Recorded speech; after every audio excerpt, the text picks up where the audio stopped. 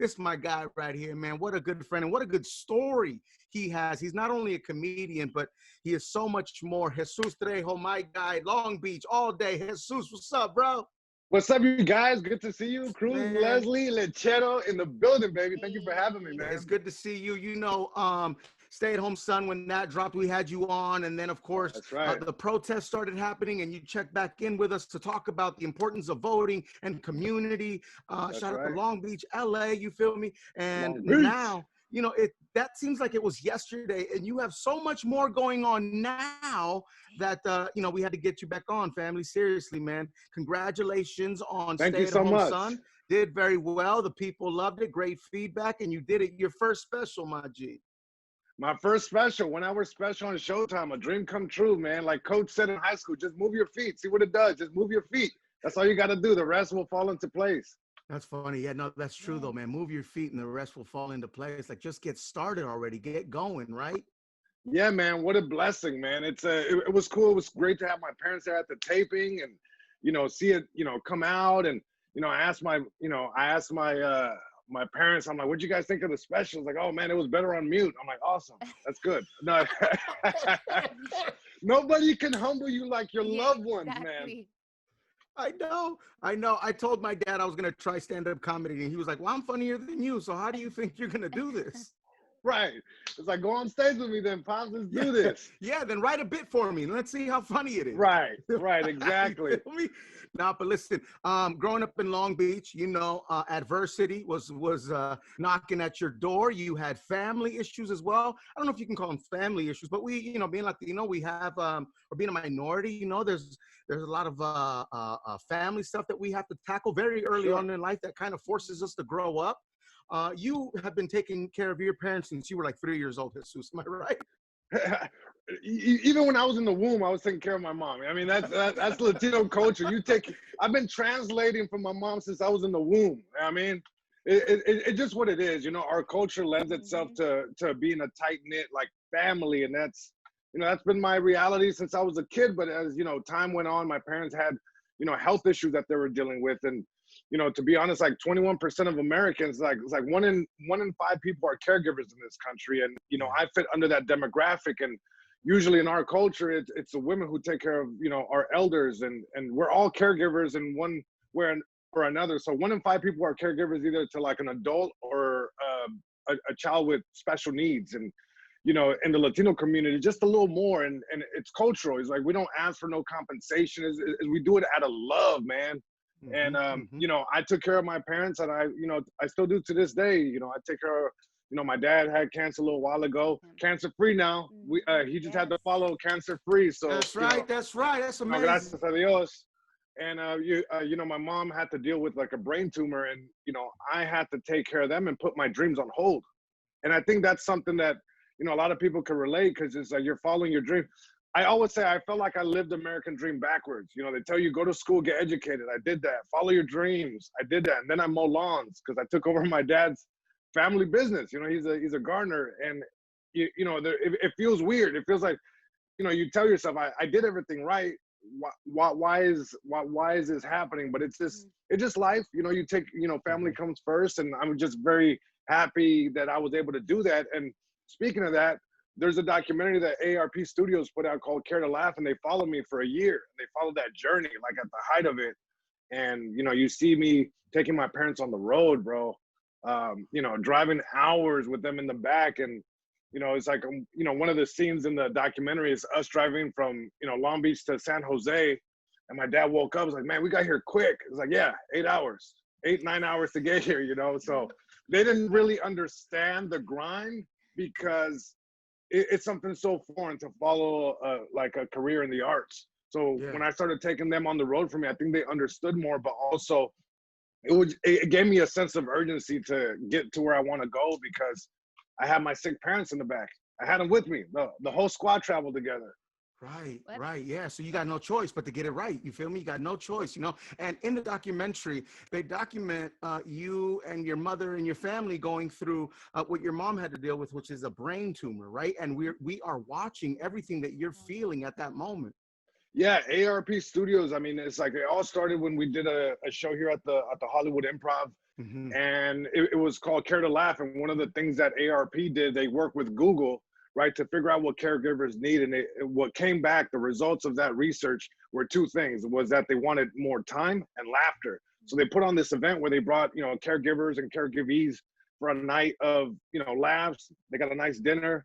And that's where I met, ARP Studios. And they approached me about doing another show. And at the time, my dad got sick. That's when he started getting sick. And I'm like, I'm sorry, I can't fly out to New York for the second event.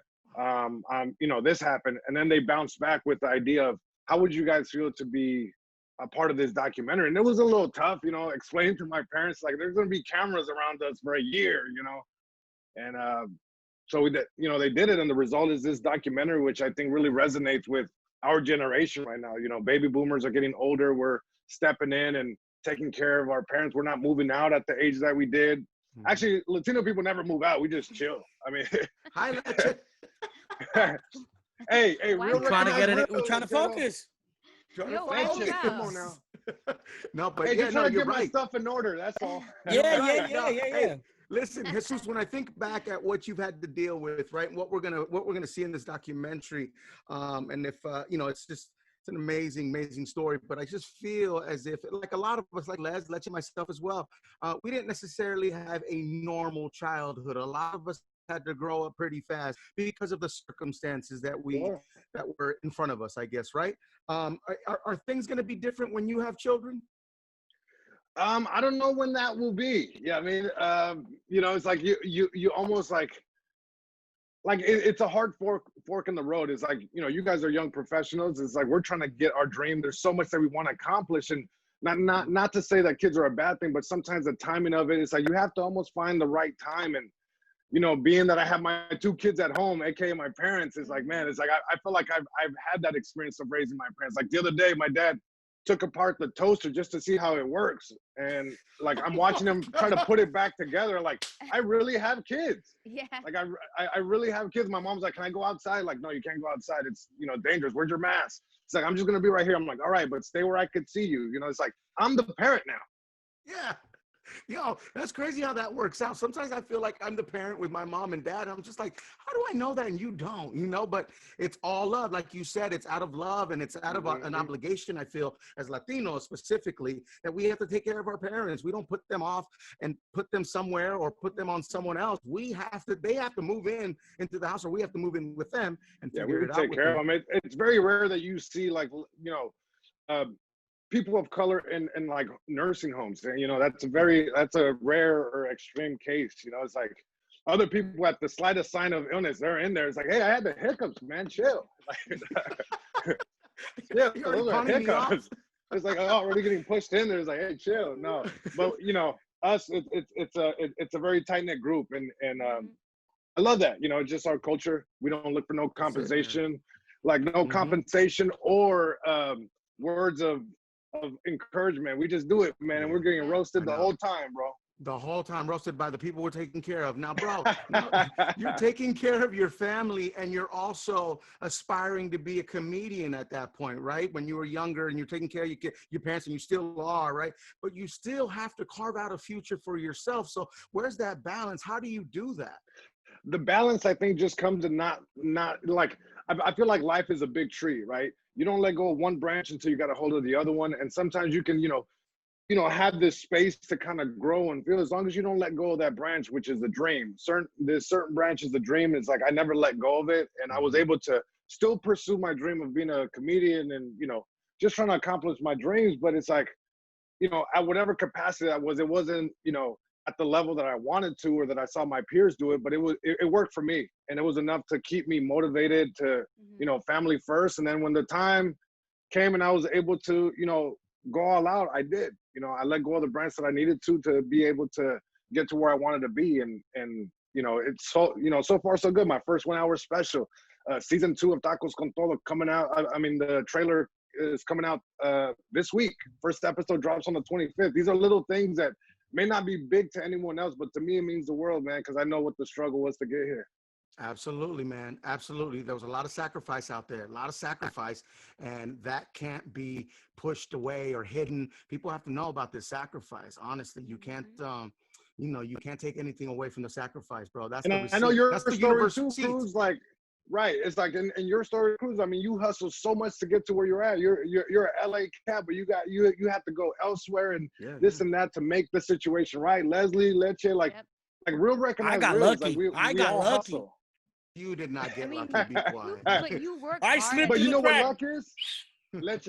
You know what luck is? Opportunity meets preparation. So at some point you prepared accurately when an opportunity presented itself, you capitalized on it. Somebody else didn't capitalize on the opportunity that you got. That's the way I always look at it. So yes, you did get lucky, but what that means that you prepared and there was opportunity and you made it happen. So Let's just one of I those feel guys. like Sorry, Leche, I hope I don't embarrass you, but Leche's one of those guys. He can be anything he wants. I mean, I think he'd be a great parent. He could be a great educator. He's also a great music writer, like a lyric writer, a great producer. He's also a good friend. He's an athlete. Like Leche's one of those guys that can be good, so good at everything that you know, I believe stuff comes to him so easy that he's kind of like just kind of sits back and says, you know, I'll get to that when I get to it, because he knows he can do it.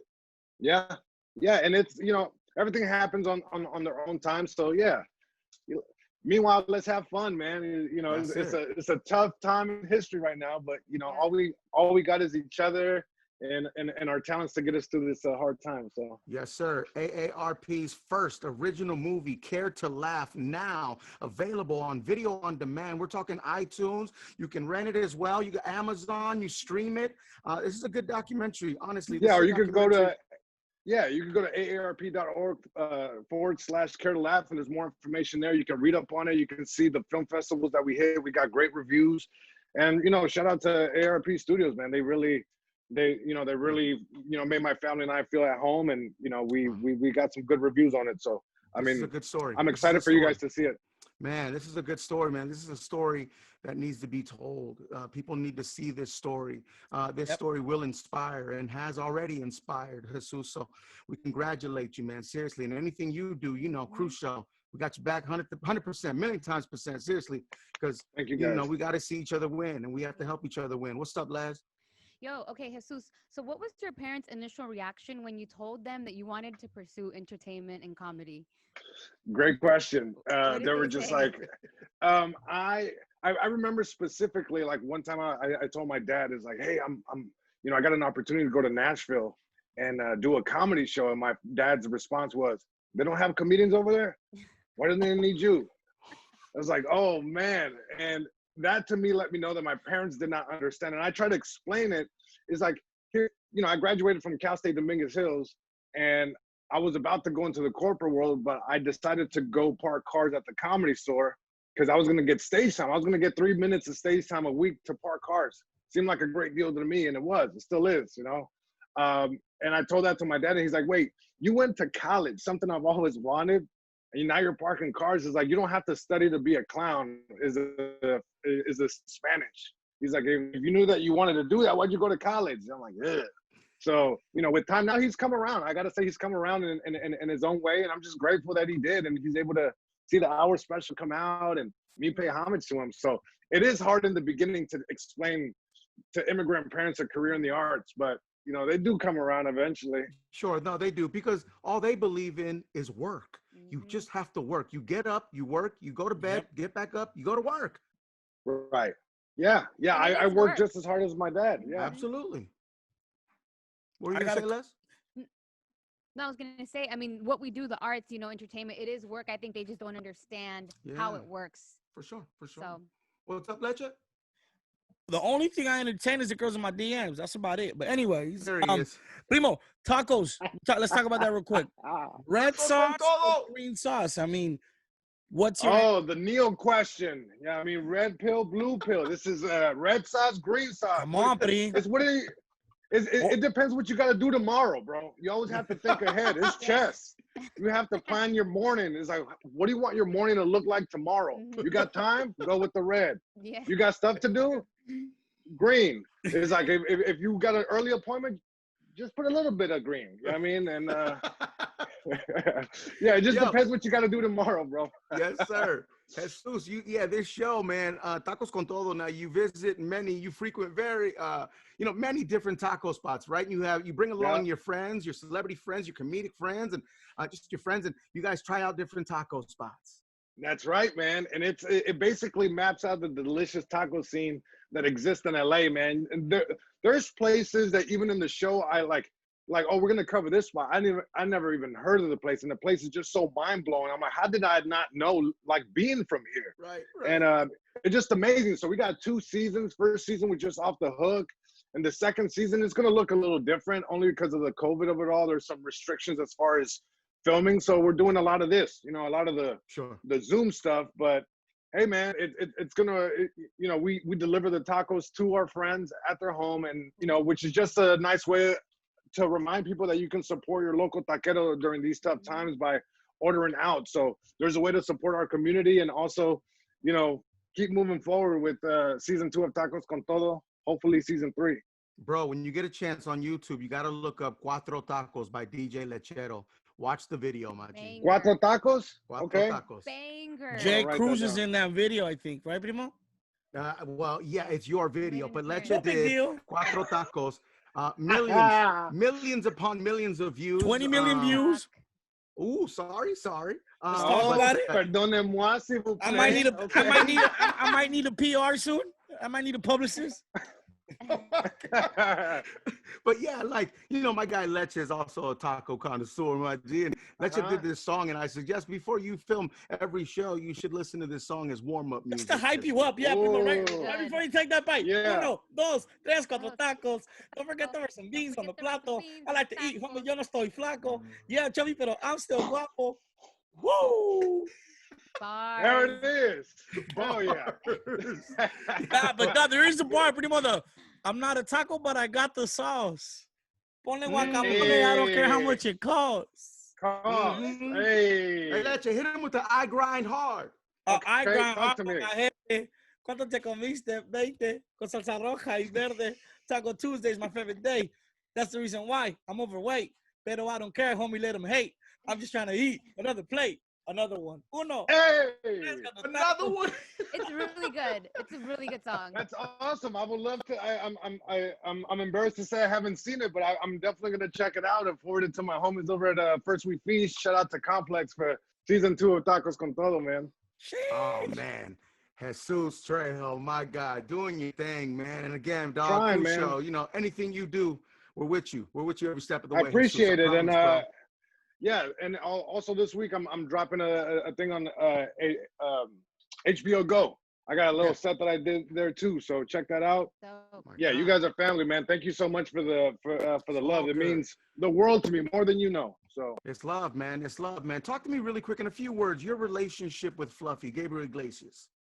Man, it was what a great guy. He has a great show on Netflix called Mr. Iglesias. I play a chemistry teacher on the show. You know what's crazy is that Gabriel graduated from Wilson High School in Long Beach. So did I. Like, there's 10 years later, I graduated from the same thing. So to be on the show, I mean, him being so kind to, have this cast of great writers, like a great on-camera cast, behind the camera, everyone's just amazing. It's just a reflection of Gabriel, man. And I'm just happy that I'm able to play a part in this, little role in there in Mr. Iglesias. And they got the second season, so you can check out your boy. I play Mr. Trujillo on the show, and yeah, man, I ate tacos with him on season 1 of Tacos Con Todo. We went to Taco Loco right here, which again, he went to the same spot growing up. I used to go down there. My dad used to buy me like as much tacos al pastor that I could eat after work, and I would take him up on that offer. That's right, bro. You're working, man. You're doing it. Salute, man. Proud of you, bro. Gracias, man. I appreciate it. All day. Leche, did we miss anything? Thus far, what's been your favorite taco spot that you've hit on your? I know this is tough. It's spicy. Leslie, but, that's a hard question. Leslie wants that taco smoke. He's gonna hurt feelings right now, Les, because he told a lot of people they're the best tacos. He's gonna hurt a lot of feelings right now, Les. That's so true. Yeah. Well, I'm gonna say it just depends what mood you're in. I mean, I keep going back to that. It's like how hungry are you? Or do you want al pastor? Do you want asado? Do you want from where? Oaxaca? Do you want Puebla style? You want Tijuana style? So it just depends. I mean, I could say a place that I recently discovered, and I was just blown away. I'll say that I was blown away by these guys, Evil Cooks, man. Next level. They have like a different kind of al pastor. The al pastor is like almost like a black consistency, and it's almost like an old Mayan recipe. And man, they're doing some good stuff over there. It's like metal meets Mexico, and that's the approach they take. They have a flan taco. They have a churro taco too. What? They have green chorizo taco. Bro, they have a masapan horchata. Roll the credits. Roll the credits, bro. Oh my God. A masapan horchata. It's not even horchata. It's like masapan, bro. Roll the credits. And then tomorrow that masa comes out looking like pan. You're so stupid. Like a bolillo dorado. You know what I mean? Dale, fucking. Oh God. Te vas a Put a wheat bread baguette. Yep. Just a wheat baguette the next day. First original movie, Care to Laugh, now available on video. Demand, stream it. You can rent it. Jesus, his chase, his dream for success, all while taking care of his aging parents. And that's not easy for a lot of people. A lot of people know what that's like. Yep. And Jesus, you can see his journey. See this documentary. You owe it to yourself to watch it. Jesus, again, great job, my brother. Anything you need from us, you let us know, man. Thank you, compadre. Appreciate you guys. All day, brother. Take care of yourself. Listo, la lavas con bleach. Yes, sir.